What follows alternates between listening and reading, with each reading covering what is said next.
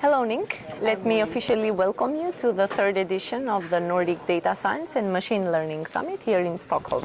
It's a pleasure having you with us today. Thank you. Before we go on with further questions, can you please tell us more about yourself, your background? Yeah. So I recently joined the Microsoft Norway Development Center as a senior program manager in the Graph and People Service team. So there I work with the backend services that store and processing users' complex data, which is used for powering many different Office products. Of course, as you can imagine, we're trying to use machine learning to do lots of smart things there. And before that, I was the technical product lead of data in Schibsted, which is probably better known as the mother company of Blocket here in Sweden. Yeah. Ning, you presented here at our summit on personalization. You've titled it Why and How. So could you tell us more about this, like a short recap, and why, according to you, we should start with non-personalized models first rather than the personalized ones? This is something I often talk about with my team. It's like, hey, have we nailed the standard non-personalized version before we go for personalization? Yeah. Well, why? Because often, actually, they're the same thing, rather than one thing is standard and personalization is a brand new stuff. Taking marketplace like Blocket as an example, when we do search or recommendation on marketplaces, this is based on our understanding of what are the items for sale and what are the potential buyers looking for. So for the standard version, we're focusing on understanding the item. Well, we can call it content in this case. And we want to know from the picture, the title, the description about what they are, in which condition they are. Is this a bargain? Is it expensive? Is it new? Is it not new? Actually, then we can actually, based on this, and match the item to user's query to make a standard non-personalized recommendation to everyone. When we say we want to do personalization, actually we're doing something on top. In addition to understanding the item, we also want to understand the personalized intent of the users who are making the search. For example, when I look for a car, based on my previous browsing history, you might know which kind of a car am I looking for? A family car, a sports car, or a cheap one, a new one? So you can actually match the item with your understanding of my intent and create a better experience. So that's why I say if we couldn't nail the non-personalized part about understanding the item, the content, there's no way we can do a good personalization. That's why I always argue for that. Yeah. So while we are on this, what are the personalization trends nowadays? Some of the challenges of achieving it at scale? That's what everyone is talking about. Yeah, actually, scalability is a very, very critical challenge for personalization. As you can imagine, when we do the general version, we do one version for everyone. And now we have, for example, you have a service of 100 million users. Then how do you tackle that in a personalized way? Do you store 100 million different versions, create 100 million different models for everyone? Well, that's kind of what we're trying to do, but it has to be really smart in order to be scalable. I see several different trends in this. The first one is actually the simple one we call it re-ranking, is that we take the general model and then just tweak it for a different flavor for different person. But there's also a different trend that is actually goes deeper into the model and to change how the structure, the architecture of the model slightly based on different which user is talking to. So I see both, and one is easier and kind of the old good way to do it, and the other way is newer that we're just looking into, where scalability may be a bigger issue. But today, as all of us have a very strong smartphone, I think we will be able to do more and more on users and the device, and maybe we'll actually be able to train one model per user. I am very optimistic in this.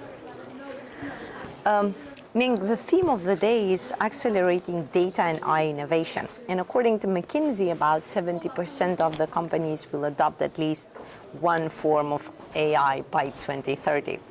That's brief enough. On the other hand, they say that good AI comes from good data. Your comment on this, please. What is a good data? When McKinsey is talking about it, I guess it's really coming to the mainstream business. It's no longer just us, the technical geek, who are into it. There are probably the mainstream in the society is already paying attention to this. So then I say, wow, then the time is really coming. Yeah. We will get users, we will get probably money, capitals coming in as well. You mentioned that good AI coming from good data. We often say in the machine learning community that garbage in, garbage out, which means yes. No good data, no good results. No good result. So in that sense, that's definitely correct. But I want to call out one thing before talking about this bright coming future about AI and machine learning, is that we actually need to pay attention to privacy.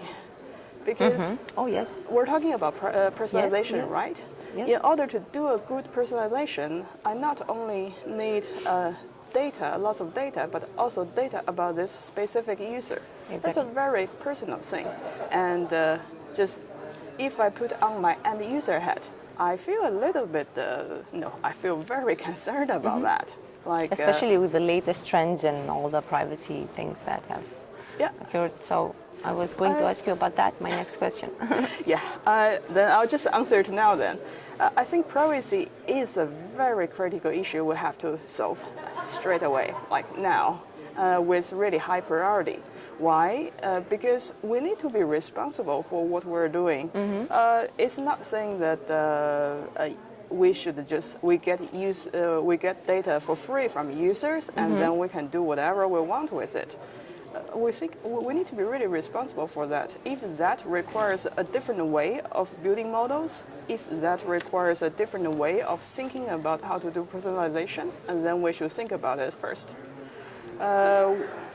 You mentioned that there's a news about large companies actually having some incident and losing data and stuff. Yeah. Like in my current company, in my current team, we work with the most private data that is about users, like in users' inbox, who they're actually contacting with. We're paying extremely high attention to privacy, to that. We have very strict regulation, like who and why they can access those data. So I would say for us who are working on personalization, we need to think about that first, and we need to be open to the users, helping them to understand what data we're collecting, how we're using them, and ask for their permission to use their data.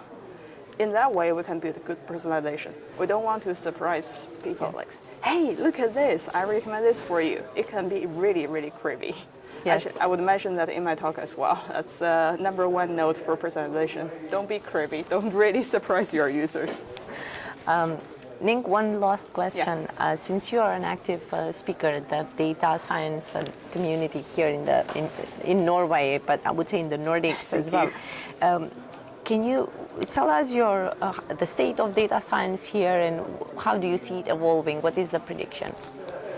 My personal experience, well, I moved to Norway, to Nordic 5 years ago, and I worked in a Norwegian company, Schibsted, it's Nordic. My impression is that, wow, we really have some really good talents in Nordic in this area. Now, the large companies are really investing into using data science and machine learning to build better products, and also there are a large number of startups who also started looking into this area and leveraging data science and machine learning to really change and transform some traditional industry like energy sector, oil and gas, and also like some public sector as well. And do you think there is enough domain knowledge for that? I think so. In fact, I think actually in Nordic we are actually quite how to say, in the leading edge of digital, like digitalization. For example, lots of public sector services are actually done in online, in a digital way. Yeah. And this actually provides us a very good foundation for actually, going further and use data to make it smart. And what I see is that the large companies and the government are also very open-minded to try new things. So I have a very good confidence in us in Nordic community, and I really look forward to work more with the new talents here and achieve something great and fun. Well, that's great. Speaking of which, here at our summit, you have like a whole Nordic community of data scientists, so more than 300, and I think that's more than enough for you today. Really looking forward to meet them and talk more. Yes. Ning, thank you very much for being part of our summit and for accepting to conduct this interview. My pleasure. Thank you very much, Saranda.